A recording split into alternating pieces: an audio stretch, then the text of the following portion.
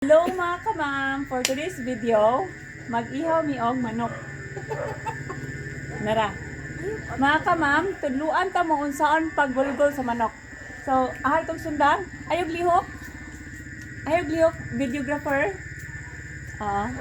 Ahay tong sundan. Sige, gunitan ang tiil para dili mo lukso. Ako na din ang gikot mga kamam. So, Ate, dalawa na akong naggunit mga kamam. Ako'y gunit be. So, buti sa ate. ato siyang kuanan, anaan gamay, kay para walang sabit.